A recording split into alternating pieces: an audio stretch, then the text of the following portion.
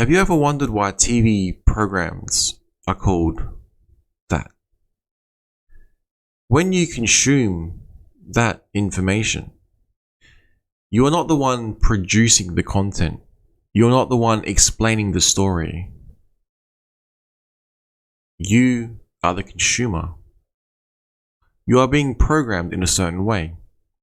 When you see articles like this, it indicates that this individual is very successful. They had the foresight to invest accordingly. It explains how there is food shortages. It explains geopolitical events that are taking place, which led to an investment decision. Had you have acted in the same way as some people, then you would have been financially successful, correct? The same information can be obtained from other sources. We just have to look for it. Generally, what you'll find is the mainstream media's talking points, their broadcasts, are presented in an easily digestible manner. It's also on a communication platform that is easy to access. So say you don't have access to the internet, you have access to TV. Generally, you'll get most of your information, news, from that outlet. Say you go to a tropical island, there's no TV, there's no internet, the language is different. Of course, you might be using the radio in a foreign language to get your information, your news, That's normal. Think about the effect of that particular outlet, though, on you as a consumer. Remembering, you're not programming, you're being programmed. As an adult, it is up to you to decide whether or not it's true, it's false, it's valid, it requires further information, it requires further research, or it's just bullshit. Now, you might start gathering different data points, different articles, different sources. You might cite different journals, and you put it together and present it best you can. Generally, this is what I would imagine most people do. Like, why did you choose Hex, for example, as an investment in cryptocurrency over something else? You decided to look into things yourself. Now, your view on the world is, I guarantee, completely different to my view. But the content that we consume is very similar. What do I mean by that? There's only so many outlets that you can go to get your source of information. In global economies, speed is key. If you can access information quicker than the opposition, you will be able to make decisions quicker than the opposition. The opposition may well be the person viewing this content. Now, keeping that in mind, the narratives being sold to us all, the information vectors that we consume, we can look at this next article. This is, 2-3 days old now, depending on what part of the globe you live in. Facebook spied on private messages of Americans who questioned the 2020 election. This is what this particular article states as the headline. It goes on to unpack information that they received from their relevant sources. If you decide to dig a little bit deeper into this, you'll find that this also took place. That Facebook executives admitted you in control of social media while being questioned by Senator Helway. Now, I would like to play all of this, but it will probably be lost through sheer boredom unless you enjoy listening to the English language being perfected. Basically, Alex Jones broke down this open admission, so anyone can access this, that big tech is illegally violating the First Amendment at the direction of international organizations during this particular live broadcast. Now, Jones also urged Americans to seriously prepare for total economic collapse as the globalist-controlled Biden administration helps his handlers move on to the next stage of the global reset. That might sound absolutely absurd. You might have a set frame about this particular news outlet, but yet there's only limited sources of information that we all have access to. Keeping in mind that we are all different, and our interpretation of information will be different to your interpretation. And our prior knowledge of other events that have taken place or are taking place, I would imagine, would influence your future decisions. The final woes of the FedEx highlight the poor state of America's economy. Now, previously we saw in August Bill Gates saying similar things about the economy. There has been an update to the worldview because FedEx has come out, and I'll cover that very shortly. Also, this particular hearing allowed feedback, discord between the Facebook's Chief Product Officer and Senator Josh Harvey. It is worth a listen. Moving on. FedEx CEO says he expects the economy to enter a worldwide recession. Did Bill Gates not predict this? Did he not foresee supply line issues? Is FedEx not a part of that supply chain as the distributors of parcels globally? When they see a downturn in the economy, they can see, I would imagine, a reduced number of parcels being shipped worldwide globally through their particular routes. So if I order something from the US and I was ordering once every 12 months and I'm down to once a year, maybe their analysts are picking something is not right with the economy. What has changed? Why has this person decided to order less things? Imagine that on a very large scale. I would imagine this is what would be going on.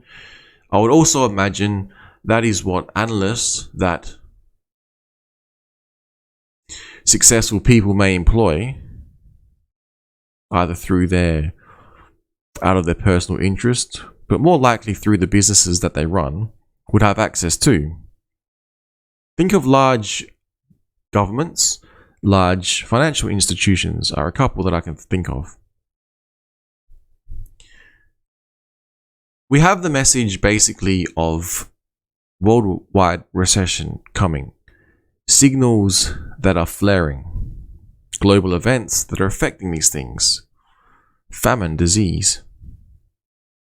This week we have seen the worst week of Wall Street for the year. Not ever, but for the year. That's pretty bad. I'd imagine you have an interest in cryptocurrency, so you're probably affected by this as well, with crypto being a risk-on asset. So when, you're likely to take on more risk, you're likely to invest, etc., etc. We are starting to see a narrative, and it's not that it's coordinated. It's not that one particular outlet is trying to push a particular narrative. It's actual data points that are being picked up. Now remember, how fast you can pick up data points is how fast you can make decisions. How fast you can hopefully make the right decision. we have this article here. JPM Morgan CEO warns US is headed towards something worse than a recession. Now, this is an old headline. I saw this probably about a month ago. It's being recycled though and regurgitated at this point in time. It makes you wonder, is this now trying to latch on to the talking point of doom and gloom, selling that article, so hopefully you purchase that article because what that sounds like is something that you need to know to make the right decision, even though the headline is older, even though when you want to make a right decision before someone else, potentially your competition, you need to have access to it quicker and faster. Makes me wonder.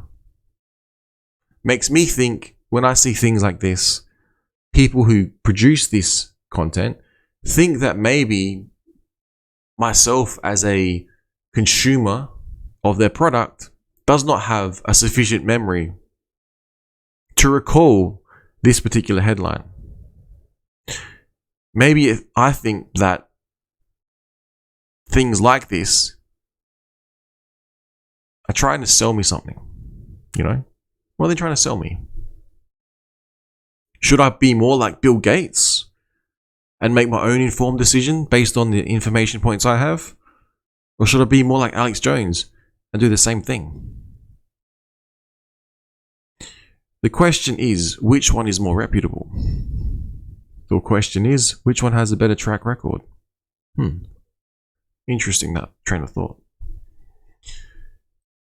Moving on. Again, doom and gloom.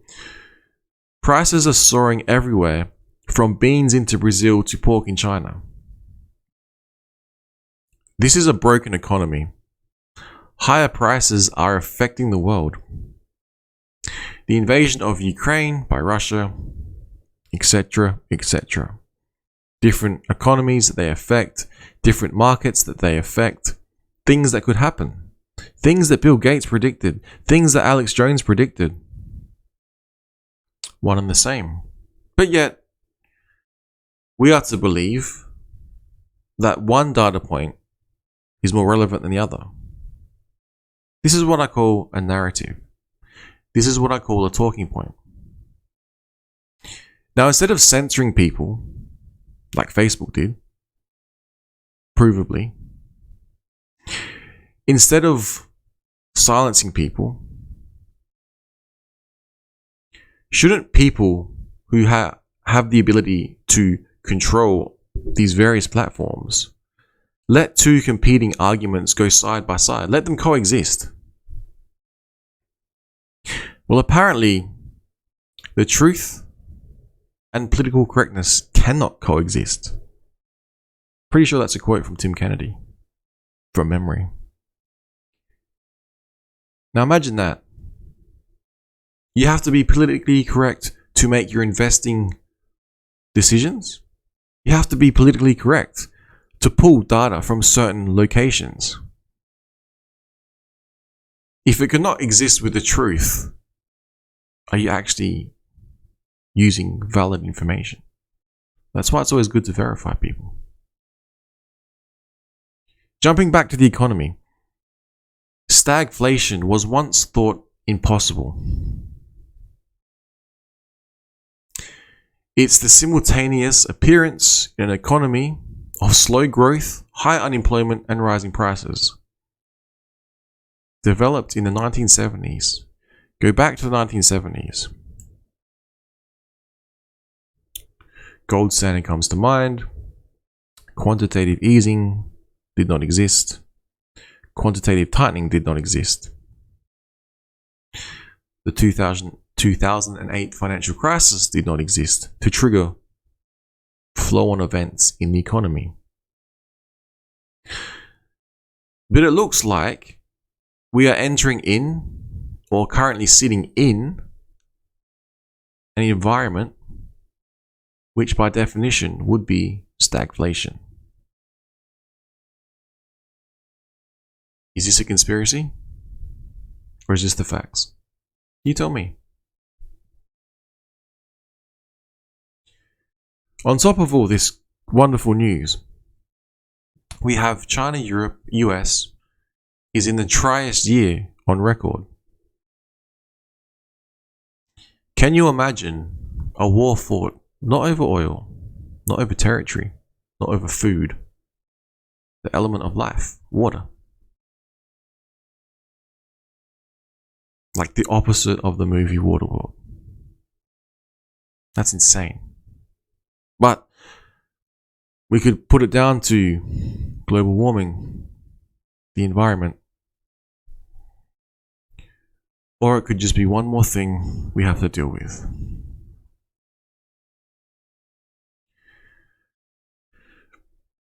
The ongoing conflict in Ukraine. This article indicates the narrowing options Putin has. Vladimir Putin. They have openly talked about the use of tactical nuclear weapons, as if world famine, disease, lack of water was not enough in this economy, with stagflation, with the upcoming rate increases followed by rate decreases, which will break the economy because a negative yield curve indicates recession more often than not. It's been highly successful. Whilst in a recession, to do it is suicide. That's the only levers the government has.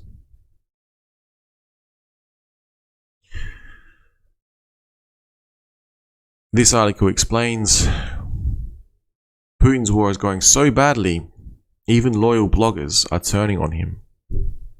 Maybe they've had enough. Maybe war's not all it's cracked up to be.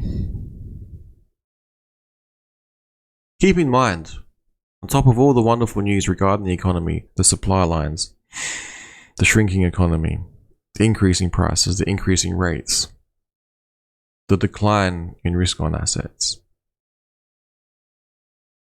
In this particular conflict, winter is coming. Makes me wonder, after this offensive, which could change the outcome of the war, or it has been called a turning point of the war in this article, does explain that winter is coming. Winter is coming.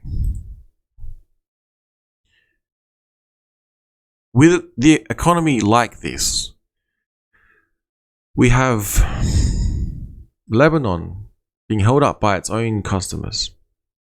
You know why? Because they're demanding access to their savings. In an economy that's being crushed globally, a global economy with supply line shortages, with prices increasing, with restrictions in place where you can and can't go, people are going to get not going to be calm. This leads to an environment where things like this happen. Why is that? Because they need to eat. They need to purchase things with their dollar that's being inflated away to nothing. Their own banks can't provide them their access to their money. Remember Greece, what happened there? A limit of like 80 euros a day.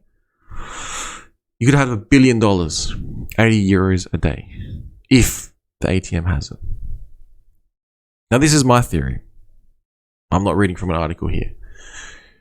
Imagine if governments around the world realize that this sort of turmoil could take place in their country. Maybe they're realizing that they need to undergo some sort of control. They need to trigger some control mechanisms. Cash isn't working. It's being inflated away. We can see it. So what are they going to do? Well, we've seen Visa categorize certain purchases. So it's not the government, it's a private company. Just like Facebook. They've decided to categorize purchases under a certain criteria and create a list to check who's been naughty and who's been nice, you know? That could be applied in so many ways. Even without a central bank digital currency in its purest form, issued by a central bank with cash removed, A system like that, a private entity in partnership with your credit card provider, in partnership with your bank provider, they would have the ability to track and trace every purchase you ever do on a credit card. Pretty sure a top analyst came out and said, in regards to Visa's tracking, use cash. What if they ban cash? What if that's the next step? Because they figured, if things like this could happen, people storming banks because they're unhappy because they need their money. Or what if we make everything digital? Well, that happened in China. And they misused the basic COVID system to lock down people to change their ability to travel from green to red. This stopped them from being able to go and even protest before it can get to this stage. Makes me wonder, what is this all about? Is this to provide more freedoms to all of us? We're seeing top people in the world who are financially set, predicting all sorts of Armageddon. Well, not Armageddon. They're predicting very bad economic outcomes in the future. And they're positioning themselves in a certain way. So don't do as they say, do as they do, Pretty sure at one stage there was, I think it was an oil supply issue. Basically, I think it was Warren Buffett was investing in or purchasing directly train lines. Because train lines, you can put oil on the train lines and you can move it. When there's a potential shutdown of like a pipeline somewhere. So basically, have a look what the top guys are doing versus what they're saying. Because what someone says and what they do might be completely different. You never know. Call me a conspiracy theorist.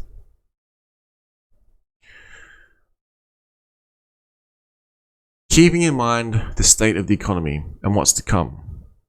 Keeping in mind the securities being put in place for our own safety.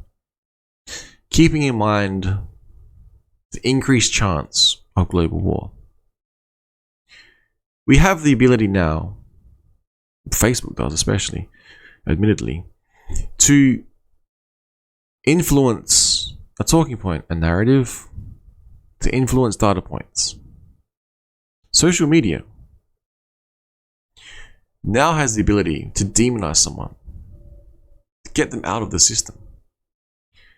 A famous NBA star came out and posted a 2002 video basically warning the New World Order would use plagues and viruses to control the public. What has been the outcome? Let's have a look. This is the article. I believe it was on Instagram. Nothing but ostracization. I'm not even sure I can say that word. I can't speak. Yeah, we can see the particular comments. So if you say the wrong thing on social media, this was proven with COVID. If you came out and spoke against the wrong thing, you get demonized, made fun of, ostracized. You wouldn't have to censor. No one would have to censor you individually like a company, although Facebook did. And who knows however many other companies. Others would come out and attack you, They would force you to comply. There's something called the chilling effect as well. Basically, dampens your ability to speak publicly. Freedom of speech, yeah, right. Freedom of political speech, yeah, right. This ghetto that we currently exist in is brilliantly designed to control us all, to sway us all ever so gently. And as the screws get turned on us ever so slowly, we'll submit more.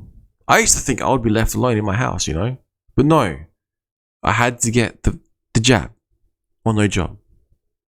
I had to do this. I had to do that. I couldn't go here. I was locked down here. For what?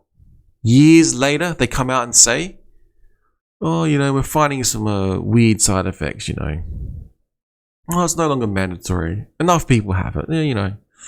Whoops. We crushed the economy, killed the supply lines, and now we're, teetering on World War III. Whoops.